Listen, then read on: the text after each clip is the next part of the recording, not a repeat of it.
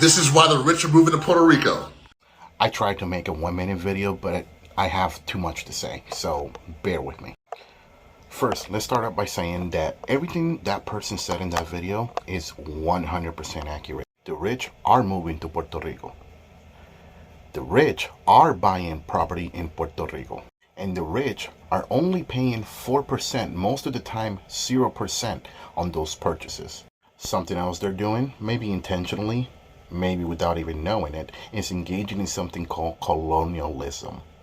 See, these people will buy up the property, and if there's anybody living in, let's say, a house in that land, or it's an apartment building, what they tell the residents most of the time is that these residents need to move out.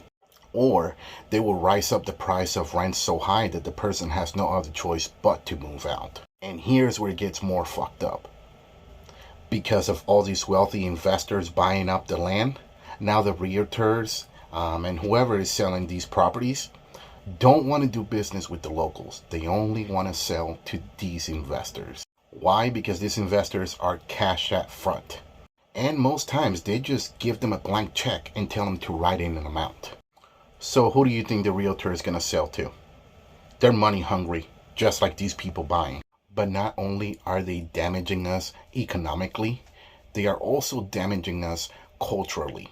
I have come across a couple of videos of people changing the names of fruits, foods, or even pronouncing the names of town different so they can Americanize them. Now we're going to get to my favorite part. Why is this all happening? Well, it's because we have a corrupt government in our island. But not only they are corrupt, they are also a puppet government for the United States.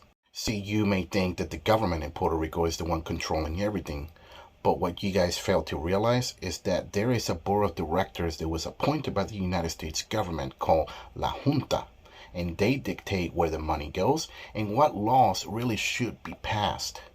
They're basically a more fucked up version of the American Supreme Court.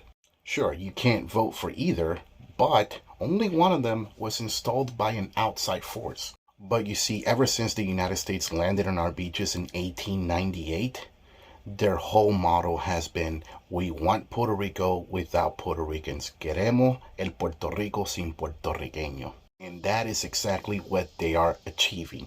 They are kicking us out of our land. They are forcing us off our land so they can make their lavish hotels, their big houses, and get away from their problems while simultaneously forgetting and ignoring the problems that they're causing to the locals. That is why rich people are moving to Puerto Rico.